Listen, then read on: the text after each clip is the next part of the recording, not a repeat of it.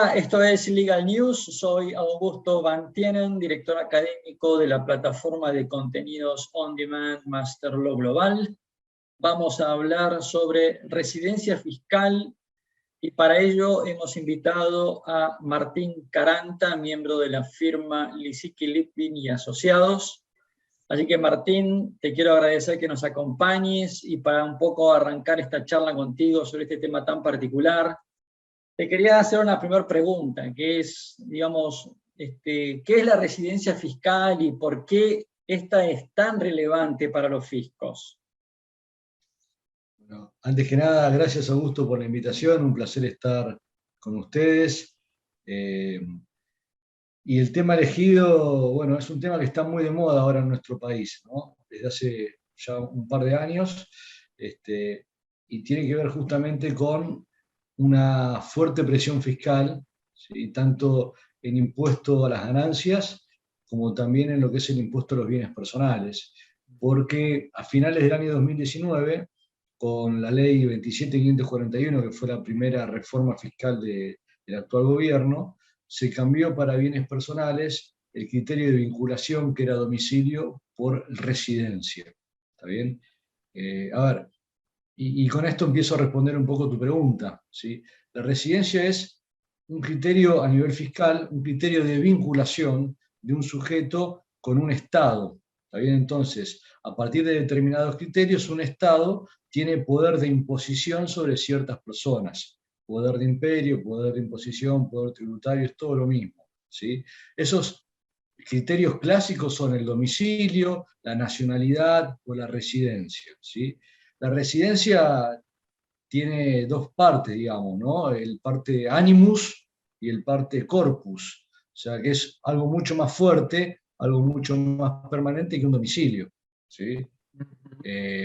Entonces, la importancia de la residencia a nivel fiscal es que justamente permite que el Estado, en este caso el Estado Nacional Argentino, ejerza su poder de imperio sobre todos aquellos sujetos, personas humanas, que son residentes en la República Argentina, ¿sí? Perdida la residencia, el Estado argentino pierde el poder de imperio sobre todo lo que es global y únicamente lo conserva sobre lo que es local, es decir, sobre las ganancias que un sujeto obtiene dentro de sus fronteras y sobre los bienes que un sujeto posee dentro de las fronteras del Estado argentino, ¿sí? Ahora, ¿Qué ha pasado? acá te voy a detener un minuto.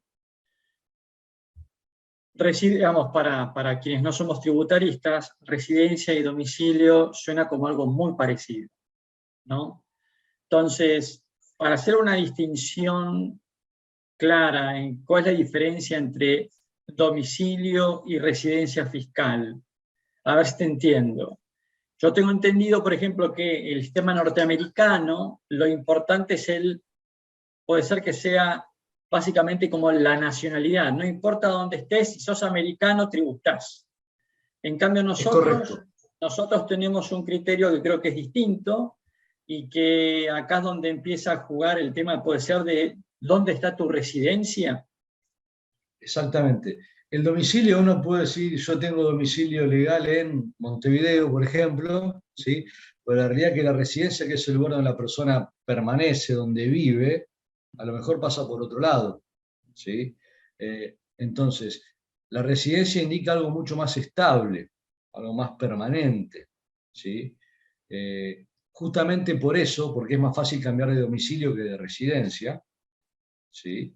Es Se decir, perdón, modifica. Martín, te voy a interrumpir acá, perdón que te interrumpa permanentemente, pero esto para mí es importante. Es decir, yo puedo tener, por ejemplo, domicilio en Uruguay, pero si tengo negocios en la Argentina, soy residente fiscal argentino aun cuando tenga domicilio en Uruguay. ¿Puede ser? Puede ser. No, no, no. El tema de los negocios es un ejemplo, si ya nos metemos en lo que es casuística, ¿sí? Yo te lo simplifico. Te pongo un ejemplo muy burdo, ¿sí? Que nos ha pasado a todos hace más o menos tiempo. Cuando nos fuimos de casa de nuestros padres, ¿sí? El domicilio que nosotros manteníamos, por lo general, era el domicilio de la casa de nuestros padres, ¿sí? Pero por ahí estábamos residiendo en el departamento de solteros, nuestro primer departamento donde alquilamos, ¿sí? Entonces la residencia estaba en un lado y el domicilio estaba en el otro. ¿Está bien? Bien. Entonces, hay elementos que indican que la residencia pasa por un lugar y no por otro. Esos elementos tienen que ver principalmente con cuestiones afectivas, con relaciones personales y con cuestiones económicas, ¿sí? Pero son más bien elementos que permiten probar que la residencia está en un lado y no en el otro, ¿sí? Entonces, la respuesta sería, ¿por dónde pasa tu vida? Si tu vida pasa por Argentina, tanto económica como afectiva, y tu residencia va a ser Argentina, independientemente que por ahí la formalidad indique otra cosa. Porque el fisco, la FIP, ¿sí? El fisco argentino, la FIP en este caso, al igual que los fiscos de los distintos estados, tiene potestades para ver si lo formal realmente es lo real. ¿Está bien? Entonces esas facultades de verificación y fiscalización, en estos casos de residencia, se orientan a ello. A ver si más allá del trámite que la persona hizo, su realidad fáctica pasa por ser residente argentino o no. ¿Sí? ¿Y cómo se pierde la residencia fiscal, Martín? Bueno, en la ley del impuesto a las ganancias, ¿sí? Lo que se indica es que un sujeto puede perder la residencia por obtener la residencia migratoria permanente en otro estado extranjero, ¿sí? Insisto en la palabra migratoria, porque ya ahí no vamos por lo fiscal. ¿Está bien? La ley lo que te dice es manejate con las normas de migraciones del otro estado, ¿sí? Entonces, esa sería la primera forma que tiene, digamos, más peso. Después hay una segunda forma que es subsidiaria, que sería por ausentarse del país por 12 meses o más, ¿sí? Entonces vos te vas, pasan más de 12 meses, ¿sí? Y después de eso perdés la residencia fiscal argentina. Obviamente, tal vez antes puede pasar que durante esa vigencia de los 12 meses vos obtengas la residencia migratoria permanente. Porque, por ejemplo, Uruguay, sigo con Uruguay. Te fuiste con un trámite iniciado, ¿sí? Y si antes de que se cumplan los 12 meses de haberte ido de Argentina te dan la residencia migratoria permanente, ya dejás de contar los 12 meses. Por eso digo que obtener la residencia migratoria permanente es algo que es de una calidad superior al conteo de los 12 meses, ¿sí? Un tema importante tiene que ver también con cómo se cuentan estos 12 meses. Se cuentan desde que yo me fui. Ahora, puede ser que el sujeto regrese periódicamente al país a por ahí visitar a sus padres, a lo mejor se le presenta la oportunidad de vender algún bien importante acá y viene para firmar la escritura, suponte, ¿sí? Luego transferir un auto. Bueno, lo que prevé la ley es que los reingresos al país durante ese conteo de 12 meses no van a interrumpir la posibilidad de perder la residencia fiscal siempre que esas visitas temporarias no superen los 90 días durante ese plazo que estamos contando de 12 meses. ¿Sí? Por ejemplo, un sujeto se va el 1 de enero, ¿sí? Sin la residencia migratoria obtenida, se va el 1 de enero, pero vuelve al país desde el 1 de enero del 2022 hasta el 31 de diciembre del 2022, pasó 100 días en el país, en estas visitas temporarias. Y ahí, en definitiva, cuando se cumple el día 90, ya va a tener que empezar de cero a contar los 12 meses. ¿Sí? Entiendo. Esas son las formas típicas, ¿no? Ahora, una aclaración que muchas veces es una duda, pero por esto avanzo un poquito, que es lo siguiente. Vos obtenés la residencia migratoria permanente en un estado extranjero, hay que ejercerla para perder la residencia fiscal, porque si no, seguís residiendo de hecho en la República Argentina y entrás en otro tema que si querés después hablamos, que es el de doble residencia, ¿sí? Por eso lo importante es no obtenerla, sino además ejercerla. O sea, yo obtuve la residencia migratoria permanente y me fui. ¿Sí? Okay. Esto por lo que te... Vos, Martín, cuando decís por ejercerla, ¿a qué te referís cuando decís ejercer la residencia extranjera? Es decir, efectivamente mudarte al exterior. Exactamente. Es decir, que un ejecutivo expatriado que es enviado al exterior, luego de los 12 meses, salvo que le den la residencia permanente, digamos, antes, pero luego de los 12 meses ya deja de ser residente fiscal argentino para tener residencia fiscal en el exterior. Sí. Eso sí. Bien. Ahora, vos recién, al inicio de esta charla, nos comentabas que el tema residencia tomó fuerza en nuestro país como consecuencia de la ley de impuestos de bienes personales, porque se tomó como criterio, puede ser, ahí corregime si me equivoco, es como que cambió de criterio, se tomó el criterio de residencia, algo así habías mencionado, ¿puede ser? Sí, sí, sí. A ver, lo que pasó fue lo siguiente, esto ya es un poco más largo, ¿no? Vos acordate que en el año 2016 apareció el blanqueo, ¿sí? El blanqueo lo que había hecho era también reducir la alícuota de bienes personales paulatinamente hasta llevarla a 0,25, ¿sí? Entonces pasaba de 1,25 a 0,75, 0,50, 0,25, y sobre finales del 2018 se empieza a incrementar, con vigencia a partir del periodo 2019. En el 2019, el gobierno actual lo que hizo fue cambiar en bienes personales domicilio por residencia, se empezó a incrementar la presión fiscal y se gravó con una alícuota de hasta un 75% más alta a los activos que estaban en el exterior. Eso hizo que muchos sujetos residentes en el país que tenían fuertes inversiones en el exterior vieran que el impuesto era más de lo que rendían esos activos en el exterior, ¿sí? Y en conjunto con otras situaciones que se empezaron a dar, de inseguridad jurídica, dificultad para tener negocios en el país, cuestiones cambiarias, crisis económica, bueno, muchos empezaron a querer irse, ¿sí? También posteriormente apareció un impuesto extraordinario, un impuesto a la riqueza, un impuesto COVID, que es un impuesto patrimonial también, ¿sí? Entonces, cuando eso pasó, mucha gente dijo, ya está, no, esto no tiene vuelta atrás, ¿sí? Y si la tiene, la tendrá más adelante. Entonces, en el interín, se fueron al exterior, empezaron a irse al exterior como una gota que rebalsa el vaso de la parte tributaria, ¿no? Y también pensemos que hay mucha gente que ya no es que son ciudadanos argentinos, con el tema de la globalización, Internet en los negocios, los mercados son globales, ¿sí?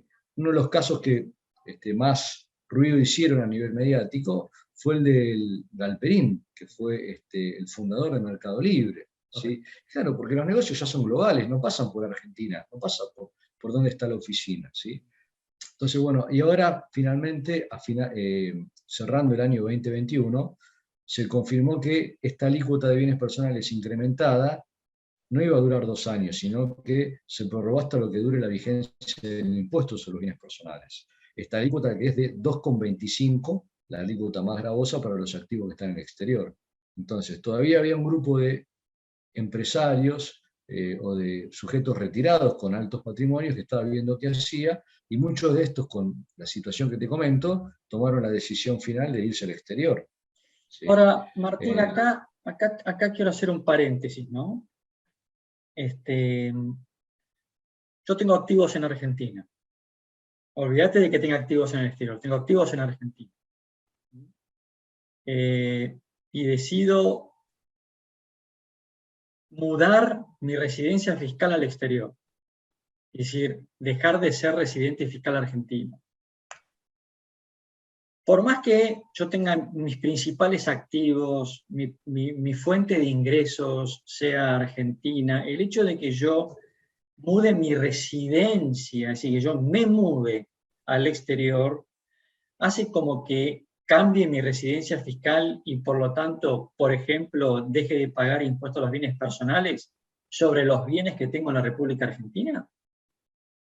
No, porque, como te decía hace un ratito, el Estado argentino conserva el poder de imperio sobre los activos que están en el país, Bien, ¿sí? perfecto. Obviamente, un sujeto que no es residente argentino no tiene por qué conocer la legislación a fondo, las formalidades, ¿sí? Y para tratar de que eso no sea un impedimento a la recaudación del impuesto, la solución legislativa que se le da es la de un responsable sustituto, ¿sí? Entonces, los sujetos que están en el exterior tributan por sus activos en el país a través de un responsable sustituto, que es el que tiene la posesión, el uso, o es condominio, o es administrador de los bienes del país, ¿sí? Pero se da la situación que si el sujeto es residente acá, con la última reforma que hubo a final del año pasado, la alícuota puede llegar a 1,75%, ¿sí? Para los activos del país. Ahora, si el sujeto no es residente, tiene una alícuota flat de 0,50%, por los mismos activos, que se evalúan de la misma manera, ¿sí? Es una incoherencia, pero bueno, es una realidad legislativa también, ¿no? Pero bueno, el incentivo a mudarse a perder la residencia fiscal, Es tiene que muy ver fuerte. principalmente con las inversiones que están en el exterior. ¿Sí? La mayoría de la gente lo ha tomado por el impuesto patrimonial que recae sobre sus activos en el exterior. ¿Sí? Bien, Eh, bien. es eso lo que ha sido el detonante. ¿Y cómo hay supuestos de doble residencia fiscal? Sí, está en la ley argentina, actualmente en el artículo 122, y se da para algunos casos muy puntuales, ¿no? La ley lo que te da es una suerte, una cadena de verificación de 3 pasos, ¿viste? Tipo if, bueno. Entonces lo que dicen es, aquellos sujetos que hayan perdido la residencia, que hayan sido considerados residentes en un estado extranjero, ¿sí? O que hayan perdido la residencia fiscal en Argentina, porque por ejemplo pasaron los 12 meses, y además sean considerados residentes fiscales en el exterior, ¿sí? Esa es la primera verificación. La segunda tiene que ver con que reingresen al país con el ánimo de permanecer en el país, ¿sí? Y si no lo hacen así es que hayan permanecido siempre de hecho en el país, o sea que nunca se hayan ido.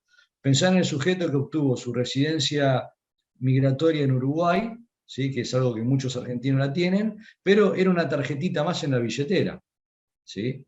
Nunca se fueron, ¿está bien? Bueno, si se dan estos primeros dos supuestos, el sujeto va a ser considerado residente fiscal en Argentina cuando mantenga una vivienda permanente en Argentina, ¿sí? Si tiene viviendas permanentes en Argentina o en el otro país, cuando tenga su centro de intereses vitales en Argentina, y el centro de intereses vitales tiene que ver con las relaciones económicas y las relaciones personales. Y se le da primacía a las relaciones personales antes que a las económicas. Mirá ¿Sí? vos. Por ejemplo, si tiene un trabajo estable en Argentina y un trabajo estable en el exterior, pero su familia vive en Argentina, bueno, lo importante va a ser que su familia viva en Argentina y se lo va a considerar residente fiscal en Argentina. ¿Sí? Eso si es que antes no tenía una vivienda permanente en los dos países. ¿Sí? Ahora, esto de la doble residencia es una realidad que está en la legislación. ¿Sí? Te comento un poco, si querés, qué es lo que pasa con AFIP, porque hay un tema importante acá, que es que la AFIP está haciendo inspecciones a todos los que se han ido o han solicitado la baja fiscal en los últimos meses. ¿Sí?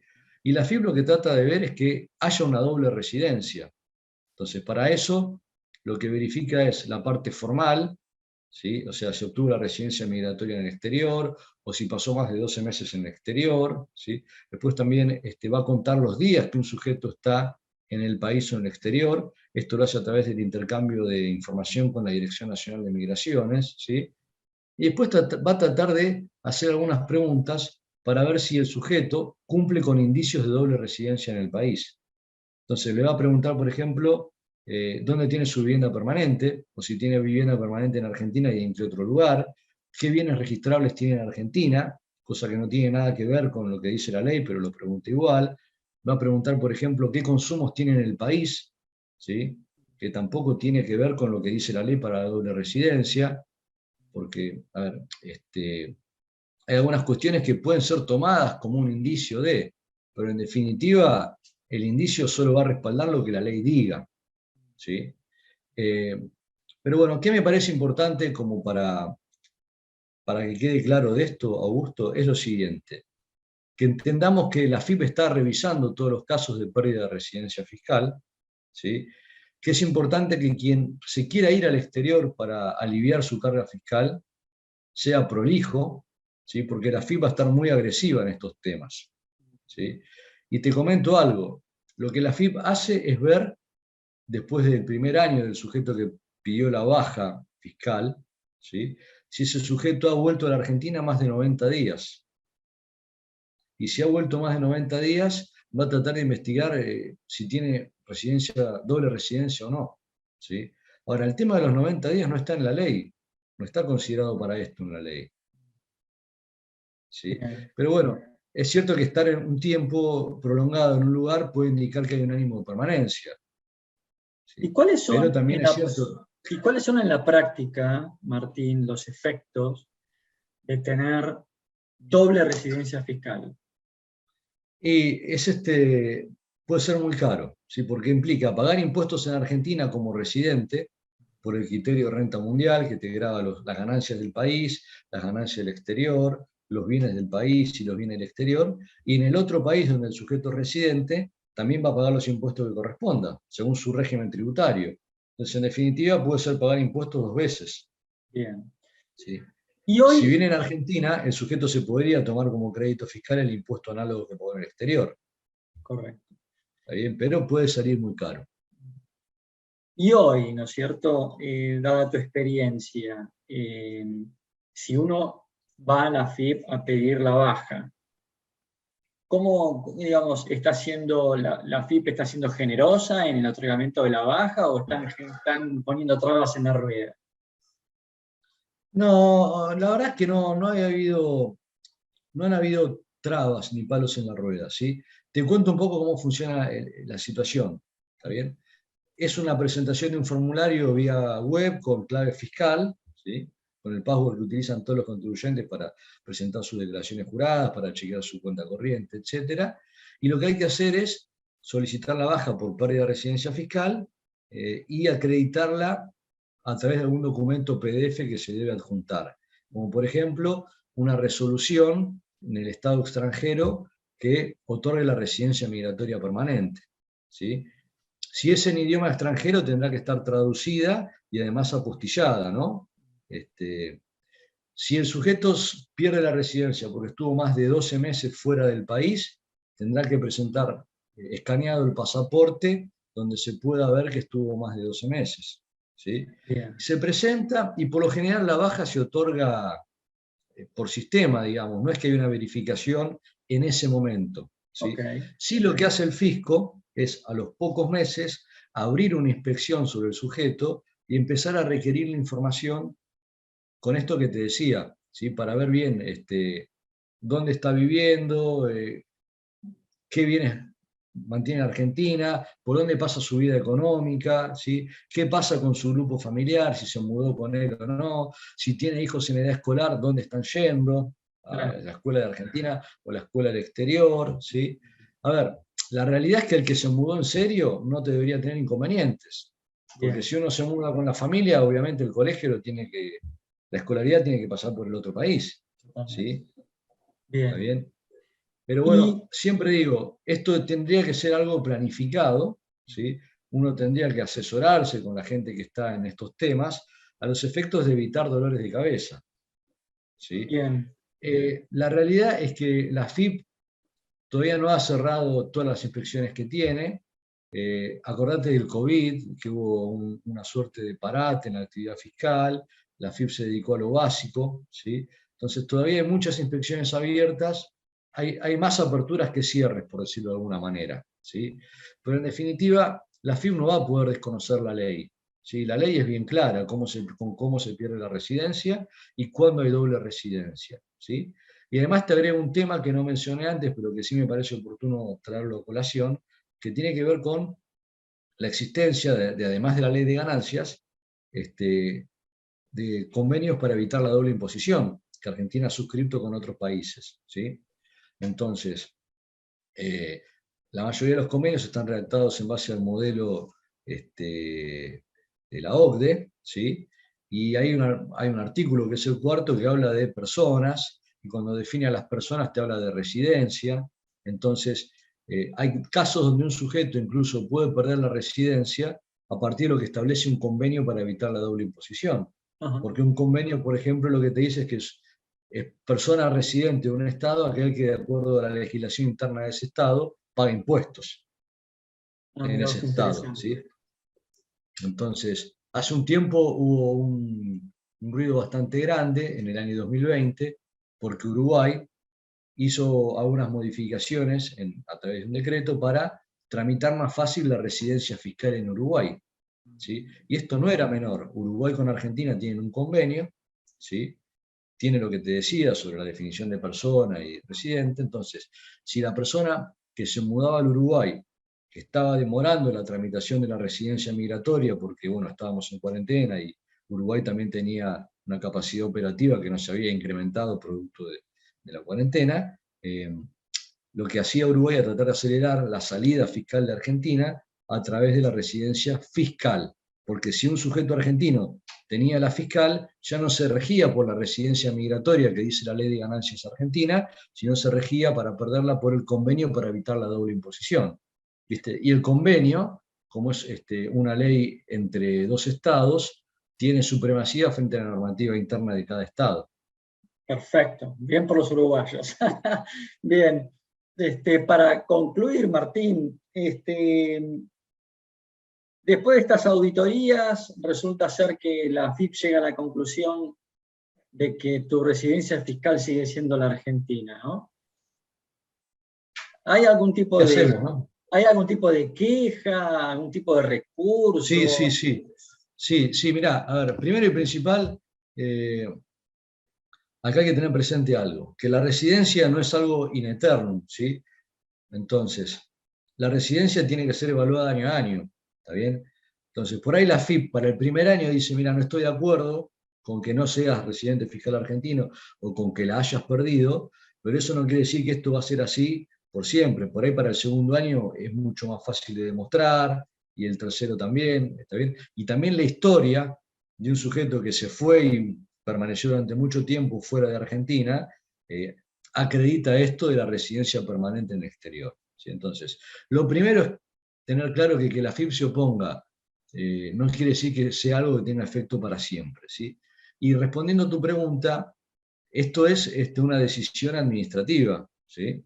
Que dice no hacer lugar a la solicitud de baja fiscal, ¿está bien? Ahora, esas decisiones son recurribles, ¿sí? Y acá hay que separar la situación en dos. Primero, la decisión de no dar lugar a la baja fiscal, ¿sí? Que tiene que ver con el trámite, que se puede recurrir administrativamente primero y después se puede llegar a la justicia, ¿sí? A la justicia contenciosa administrativa por la ley de procedimientos administrativos. Y también este es el trámite. Y por otro lado, tenemos que hablar del cobro de impuestos, porque si la AFIP te dice, para mí seguir siendo residente, esto lo que implica es grabarte todas tus ganancias de fuente extranjera y grabar los bienes en el exterior, ¿sí? Y eso lo que va a hacer es dar lugar a una determinación de oficio, primero una inspección para ver cuánto es el impuesto que se emitió, después una determinación de oficio con el reclamo formal y con el monto, y después eso también se puede recurrir al Tribunal Fiscal de la Nación, ¿sí? Entonces lo importante es acá tener presente para el sujeto que tenga algún cuestionamiento respecto de la residencia que esto recién empieza, que hay formas de pelear, de discutir y de hacer verdaderamente un derecho de defensa, de ejercer el derecho de defensa del contribuyente, ¿sí? ¿Y este recurso o apelación genera algún tipo de efecto suspensivo o algo respecto de la decisión tomada por la AFIP o todo continúa, Mirá, este recurso digamos? no tiene efecto suspensivo, ¿sí? Tiene efecto devolutivo. Lo que pasa es que también, a ver, en el medio va a tener que hacer la FIP la determinación de oficio que te decía. Entonces, aunque no tenga efecto suspensivo, la consecuencia no es inmediata, digamos, ¿sí? Y también está la posibilidad de presentar ese recurso y pedir que tenga efecto suspensivo. Ajá, ok. ¿Está bien? Entonces, eso también es importante.